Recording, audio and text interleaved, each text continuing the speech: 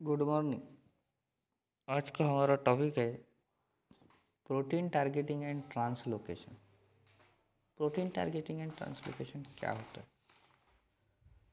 Ribosome में protein का synthesis होता है और वो एक पर्टिकुलर राइबोसोम पे ही उसका सिंथेसिस होता है।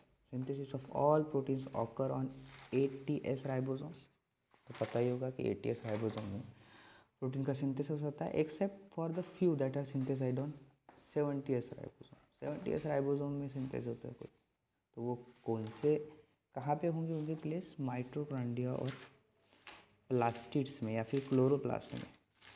Role of protein synthesis by cytosolic ribosome depends on their amino acid sequence.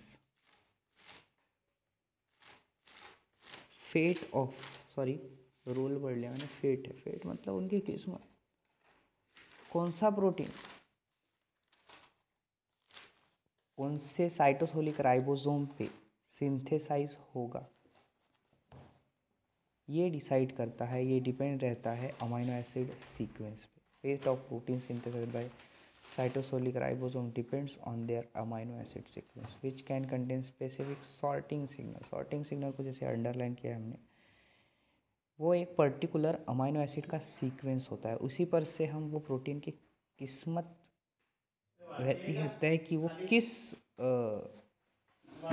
Ribosome पे सिंथेसाइज होगा,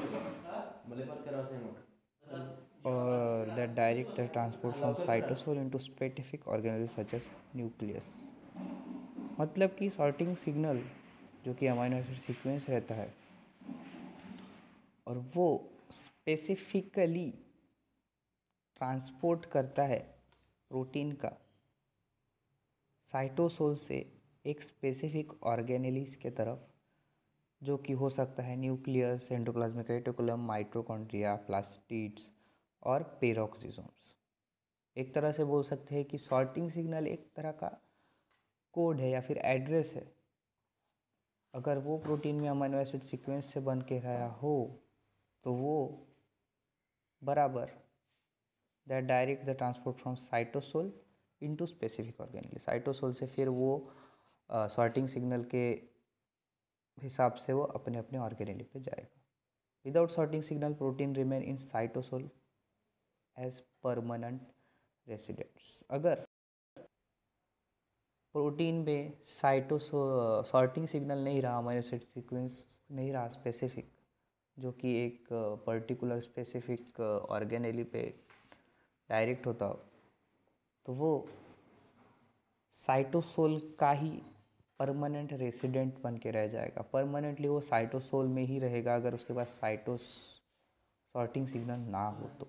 for example, if we place N terminal of ER signal sequence at the beginning of cytosol protein, it redirects the protein to the ER। अगर हमने N terminal पे endoplasmic reticulum के signal sequence लगा दिए beginning पे उसके, तो cytosol protein redirect हो जाएगा प्रोटीन एंडोप्लाज्मिक रेटिकुलम में।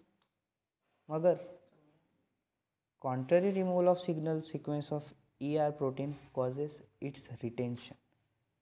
मगर उसका उल्टा, अगर सॉर्टिंग सिग्नल या फिर सिग्नल सीक्वेंस का रिमूवल होगा तो वो उसका रिटेंशन हो जाएगा, वो वापस साइटोसोल में चला जाएगा या वहीं पे रहेगा। Signal sequence are there for necessary for protein targeting. इसीलिए सिग्नल सीक्वेंस प्रोटीन टारगेटिंग के लिए बहुत नेसेसरी है, बहुत ज़रूरी है, नहीं तो वो साइटोसोल पे ही रिटेंशन हो जाएगा, साइटोसोल पे ही प्रेजेंट रह जाएगा। Sorting signal protein can be signal peptide और सिग्नल पैच। प्रोटीन पे जो सॉर्टिंग सिग्नल्स पैटर्न रहते हैं उनको हम सिग्नल पेप्टाइड या फिर सिग्नल पाथ बोल सकते हैं।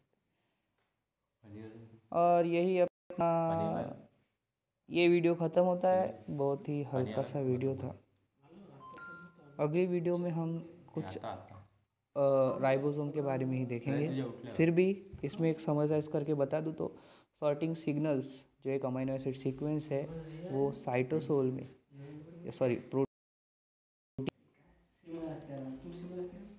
और उसी के कारण साइटोसोल से ट्रांसपोर्ट होता है प्रोटीन एक स्पेसिफिक ऑर्गेनेली में, स्पेसिफिक सेल के एक पार्ट में, और अगर शॉर्टी सिग्नल नहीं रहा तो वो वही रह जाता है। ठीक है, बाय बाय।